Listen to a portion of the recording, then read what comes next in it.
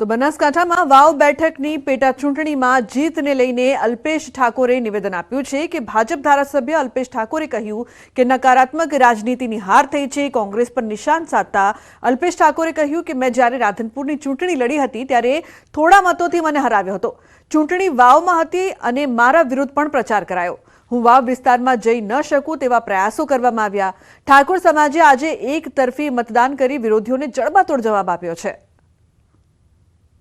कांग्रेस आई અને જે પ્રકારનો નકારાત્મક પ્રચાર કરે, ચૂંટણી ચાલે વાવની, હું ધારાસભ્ય છું ગાંધીનગરનો, તેમ છતાં મારા માટે, અમારા આગેવાનો માટે, પાર્ટીના આગેવાનો માટે વ્યક્તિગત ટીકા ટિપ્પણીઓ કરતા હતા। આ એવા લોકોને જવાબ છે।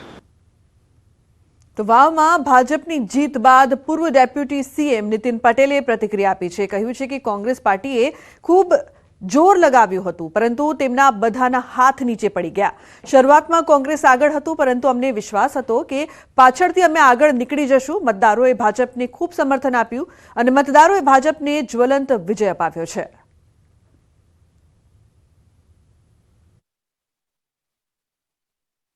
ભારતીય જનતા પક્ષના ઉમેદવાર સ્વરૂપસિંહનો ખૂબ જંગી બહુમતીથી વિજય થયો છે। એટલે વાવ જ્યાં અત્યાર સુધી કોંગ્રેસવાળા ખૂબ જોર લગાવ્યું હતું એવા બધાના હાથ હેઠા પડ્યા છે અને ભારતીય જનતા પક્ષ ઉપર માન્ય નરેન્દ્રભાઈના જે વિકાસના કામો છે, ગુજરાતની માન્ય ભૂપેન્દ્રભાઈ પટેલના નેતૃત્વવાળી જે સરકાર છે એના વિકાસ કામો ઉપર પ્રજાએ કળશ ઢોળ્યો છે અને સમર્થન આપ્યું છે। ભાજપનું સ્નેહ મિલન સમારોહ, સીઆર પાટીલે આપ્યું મોટું નિવેદન। પ્રદેશ પ્રમુખનું પદ છોડવાના આપ્યા સંકેત। મેં 2 વાર કહ્યું મને જવાબદારીમાંથી મુક્ત કરો, જેમને તક મળશે તેમને એડવાન્સમાં અભિનંદન।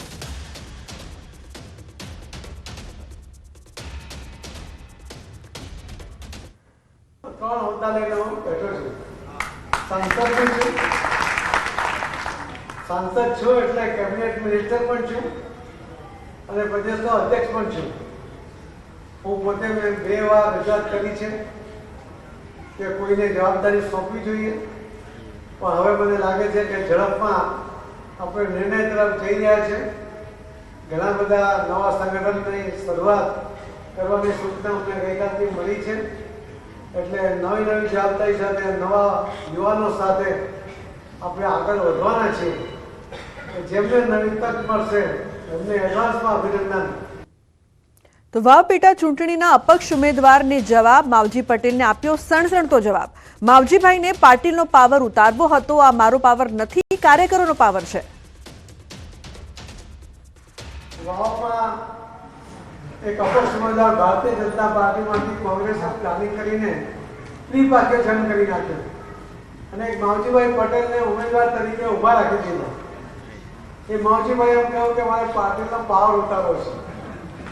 હું ત્યાં એક જ દિવસ લગભગ 2 કલાક માટે ગયો હતો। કાર્યકર્તાઓની સાથે મેં ચર્ચા કરી અને કાર્યકર્તાઓને મેં કહ્યું કે પાર્ટીનો કોઈ પાવર જ નથી, પાવર તો કાર્યકર્તાઓનો છે।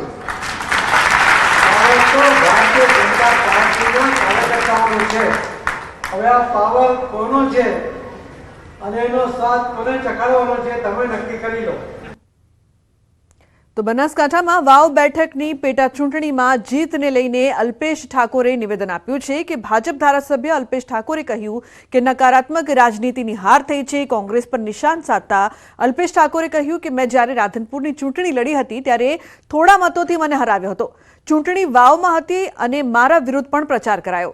હું વાવ વિસ્તારમાં જઈ ન શકું તેવા પ્રયાસો કરવામાં આવ્યા। ઠાકોર સમાજે આજે એક તરફી મતદાન કરી વિરોધીઓને જડબાતોડ જવાબ આપ્યો છે। कांग्रेस आई અને જે પ્રકારનો નકારાત્મક પ્રચાર કરે, ચૂંટણી ચાલે વાવની, હું ધારાસભ્ય છું ગાંધીનગરનો, તેમ છતાં મારા માટે, અમારા આગેવાનો માટે, પાર્ટીના આગેવાનો માટે વ્યક્તિગત ટીકા ટિપ્પણીઓ કરતા હતા। આ એવા લોકોને જવાબ છે। તો વાવમાં ભાજપની જીત બાદ પૂર્વ ડેપ્યુટી સીએમ નીતિન પટેલે પ્રતિક્રિયા આપી છે। કહ્યું છે કે કોંગ્રેસ પાર્ટીએ ખૂબ જોર લગાવ્યું હતું પરંતુ તેમના બધાના હાથ નીચે પડી ગયા। શરૂઆતમાં કોંગ્રેસ આગળ હતું પરંતુ અમને વિશ્વાસ હતો કે પાછળથી અમે આગળ નીકળી જશું। મતદારોએ ભાજપને ખૂબ સમર્થન આપ્યું અને મતદારોએ ભાજપને જ્વલંત વિજય અપાવ્યો છે।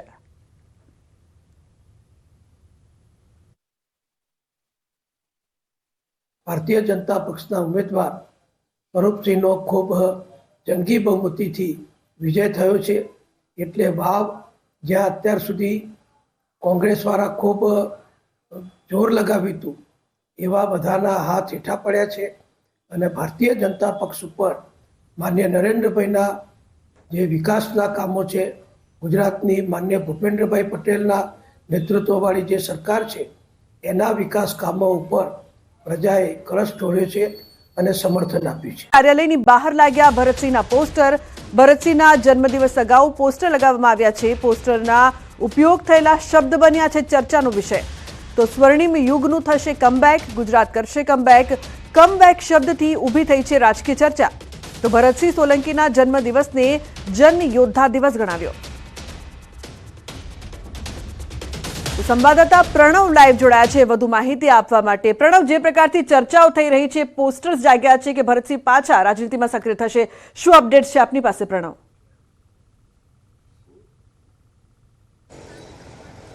અલ્લુભાઈ, ચોક્કસ માની શકાય જે રીતે પ્રદેશ કોંગ્રેસના દિગ્ગજ નેતા ભરતસિંહ સોલંકીના જે રીતે પોસ્ટરો લાગ્યા છે, એ પણ ખાસ કરીને કોંગ્રેસ કાર્યાલયની બહાર. ભરતસિંહ સોલંકી હાલ જમ્મુ કાશ્મીરના પ્રભારી છે, તેમ છતાં પણ તેઓની આગામી 26મી નવેમ્બરે જન્મદિવસ છે, પરંતુ તેની પહેલા ભરતસિંહ સોલંકીના સમર્થકો દ્વારા જે પોસ્ટર મારવામાં છે, પોસ્ટર એ ચર્ચાનો વિષય એટલા માટે બન્યો છે કે તેની અંદર ભરતસિંહ સોલંકીના જન્મદિવસને જન યોદ્ધા દિવસ તરીકે ગણાવવામાં આવ્યો છે અને સાથે જ એ પણ સૂત્ર આપવામાં આવ્યું છે કે ગુજરાત થશે કમબેક. એટલે શું કોંગ્રેસ કમબેક થવા જઈ રહી છે કે પછી ભરતસિંહ સોલંકી ગુજરાતની રાજનીતિમાં કમબેક થવા જઈ રહ્યા છે? આ બે સૌથી મોટા તર્કો છે. તો બીજી તરફ એ પણ સમજવાની જરૂર છે કારણ કે સૌથી દિગ્ગજ નેતા ભરતસિંહ સોલંકી માનવામાં આવે છે ગુજરાતના અને સાથે જ હાલ જમ્મુ કાશ્મીરના પ્રભારી, 2 વખત પ્રદેશના પ્રમુખ રહી ચૂક્યા છે, 1 વખત યુપીએ સરકારની અંદર કેબિનેટ મંત્રી પણ રહી ચૂક્યા છે. એટલે શું ફરી આવનારા ઇલેક્શનોની અંદર ભરતસિંહ સોલંકીની જે રાજકીય સક્રિયતા છે ગુજરાતની અંદર તે વધવાની છે? અનેક શક્તિ પ્રદર્શન પણ માનવામાં આવી રહ્યું છે કારણ કે ભરતસિંહ સોલંકીનો જન્મદિવસ 26 નવેમ્બર આવે છે. તેની પહેલા કોંગ્રેસ કાર્યાલયની બહાર જે પોસ્ટરો લાગે છે, હું આપણે એ પણ બતાવવાનો પ્રયાસ કરીશ કે જોઈ શકાય છે કે જે પોસ્ટરો લાગ્યા છે, આ પોસ્ટરો જે છે જન યોદ્ધા દિવસ તરીકે મનાવવાની વાત થઈ રહી છે અને એ પણ લખવામાં આવ્યું છે કે સ્વર્ણિમ યુગનો થશે કમબેક, ગુજરાત કરશે કમબેક. અને આવા એક નહીં પરંતુ અનેક એવા પોસ્ટરો જે છે તે કોંગ્રેસ કાર્યાલયની બહાર લાગ્યા છે. રાજકીય વર્તુળોમાં ચર્ચા એ થઈ રહી છે કે શું ભરતસિંહ સોલંકી કમબેક ટુ ગુજરાત, એટલે ગુજરાતની રાજનીતિમાં ફરી સક્રિય થશે?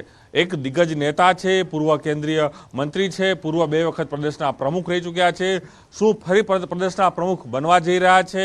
જિલ્લા તાલુકા પંચાયતની ચૂંટણીઓ આવી રહી છે, પંચાયત ચૂંટણીઓ આવી રહી છે, તેની પહેલા શું ગુજરાતના કોંગ્રેસના રાજનીતિમાં મોટા ફેરફાર થવાની વાત અહીં થઈ રહી છે? કારણ કે એ પણ અહીં સમજવાની જરૂર છે કારણ કે જે રીતે ઇલેક્શનના પરિણામો આવ્યા છે, વાવ હોય કે એની પહેલાના જે પરિણામો આવ્યા છે, ગુજરાત કોંગ્રેસને ઘણું બધું કહી શકાય કે જે પરિણામો છે તે નબળા જોવા મળ્યા હતા. 2017માં સૌથી વધુ સારા પરિણામો કોંગ્રેસ પાર્ટીને મળ્યા. ત્યારબાદ 2019ની અંદર કહી શકાય કે 26 બેઠક ભારતીય જનતા પાર્ટી જીતી. ત્યારબાદના 2022ના ચૂંટણીના જે પરિણામો આવ્યા તેની અંદર પણ કોંગ્રેસ પાર્ટી માત્ર નજીવી બેઠકો જીતવામાં સફળ રહી હતી અને ભારતીય જનતા પાર્ટીએ તમામ જે રેકોર્ડ છે ગુજરાતના એ રેકોર્ડ તોડી નાખ્યા હતા. એટલે કહી શકાય કે ભરત સોલંકીના આ પોસ્ટરો એક ચર્ચાનો વિષય ગુજરાત કોંગ્રેસ માટે છે. એટલે એ ફરી કહીશ કે શું ગુજરાત બિલકુલ પ્રણવ, તો ચર્ચાનો વિષય બન્યા છે હાલ આ પોસ્ટર.